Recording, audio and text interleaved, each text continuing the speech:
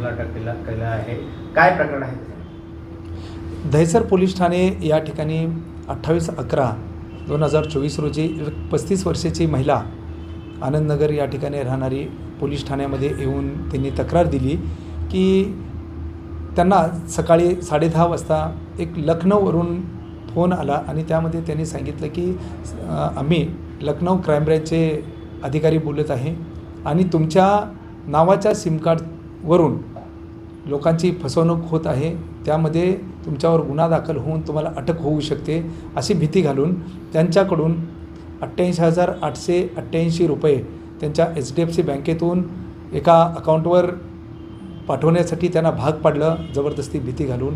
याबाबतची अशी तक्रार दिल्यावर तात्काळ आमच्या सायबर सेलचे API दांडगे आहेत आणि PSI श्रद्धा पाटील यांनी तात्काळ NCCRP पोर्टल आणि बँकेचे संबंधित बँकेचे नोडल ऑफिसर यांना संपर्क करून ती गेलेली रक्कम ही तात्काळ होल्ड केली आणि ते आपण फ्रीज केलेले आहे संपूर्ण रक्कम. अधिक तपासामध्ये अशी माहिती मिळाली की या अनुषंगाने सदरची गेलेली रक्कम ही कर्नाटक बँक कांदिवली पश्चिम या ठिकाणी सदरचे पैसे गेलेले आहेत.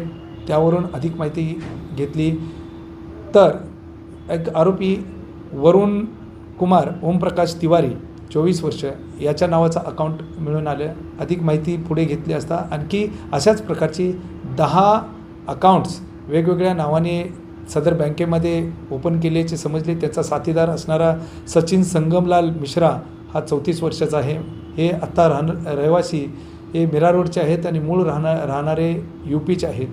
या आरोपीने अशा प्रकारच्या 10 वेगवेगळ्या लोकांना ओम सोल्युशन कंपनीमध्ये कामासाठी सॅलरी अकाउंट लावण्याचा बहाणा करून लोकांचे हे अकाउंट खोललेले आहेत आणि या आरोपीने आत्तापर्यंत अधिक सखोल तपास केला असता त्यांच्या अकाउंटवर जवळजवळ 63 NCCRP पोर्टलवर दाखल झालेल्या तक्रारी यांच्या अकाउंटवर दिसून येत आहेत आणि सदरच्या हे तक्रारी भारतातील वेगवेगळ्या राज्यातील हरियाणा, कर्नाटक, महाराष्ट्र, पश्चिम बंगाल, उत्तर प्रदेश, तेलंगणा, तामिळनाडू, गुजरात, मध्य प्रदेश, केरळ, बिहार, ओरिसा, झारखंड अशा वेगवेगळ्या राज्यातल्या ह्या तक्रारी आहेत आणि 63 सायबर पोर्टलवर या तक्रारी दाखल आहेत. याच्यावरून ह्या सदरच्या 63 तक्रारी या उघडकीस येतील. त्या संबंधित आम्ही राज्यांना आम्ही कळवून सदर आरोपीबाबत माहिती देत आहे.